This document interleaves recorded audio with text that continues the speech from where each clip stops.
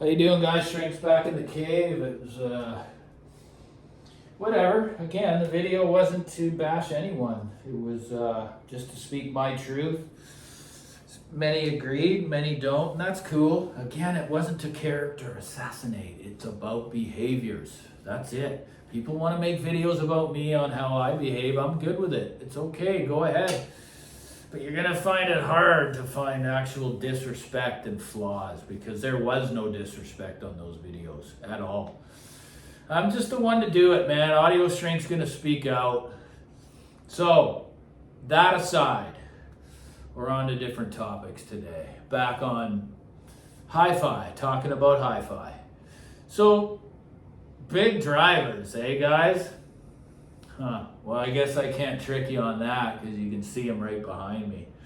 I know it looks a little bit different back there, and we'll get into that at another time. But, you know, like I say, I've had so many different speakers in the room, different speaker designs. I mean, maybe I can remember almost all of them. There's a lot out there, guys. You know, front ported, rear ported, bottom ported.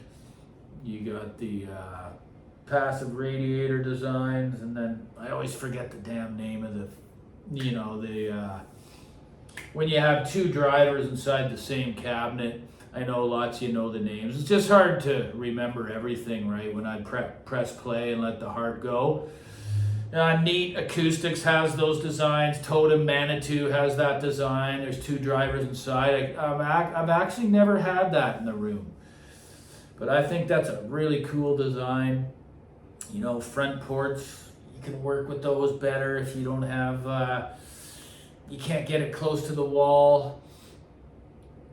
Yeah, I mean, you don't want it to get it close to the wall from a rear port. But like I say, guys, size, like in the animal kingdom, or more so than the human kingdom, because size, when it comes to physicality, doesn't always mean, you know, the end result. The end result is skill, right? Skills are going to get you through a battle, right? So is experience more than money in hi-fi. So, you know, I've had the joy and the ability to have small driver speakers in the space because I really love stand mounts for what they do as well. But when it comes to my first choice, I'm biased to big drivers, like my buddy said. I always have been. That's why the spatials stay behind me, because they just do so many things.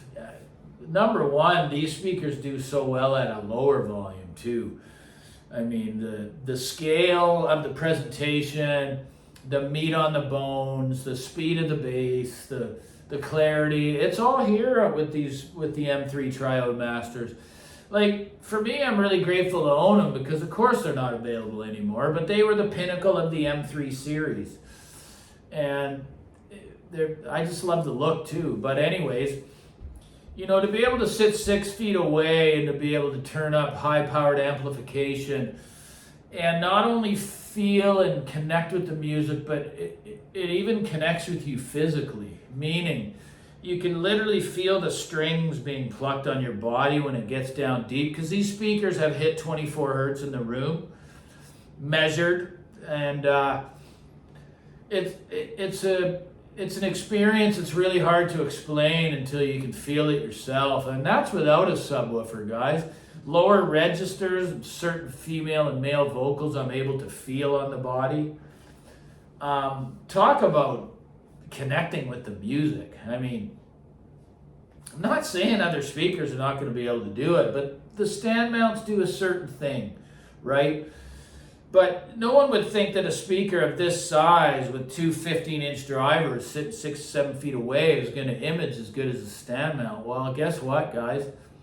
These image better than the Totems did. And those Totems are a fantastic speaker. They image better than any stand mount, other than the Graham LS59s. That's pulling hairs, right? But, you know, it's just unbelievable. You know, so I'm biased to large drivers. They move more air in an effortless fashion, meaning Sure, there are stand mounts that play big for their size, but they're only going to play so big. You just can't argue physics. There's no way, there's no disappearing magic act that goes on. It's just clear to tell that they're trying harder to do it. And you can hear it, and the bass from the open baffles is very natural and very real. Like, it's like an effortless feeling that you get from the listening chair. And that goes a very long way in your room, because again, you have to be able to experience the two to know. And I don't care if it's a big driver box speaker or whatever it may be. The good thing about these is they play as big as a big box, but you don't get blown out of the room like a huge box driver would probably do in here.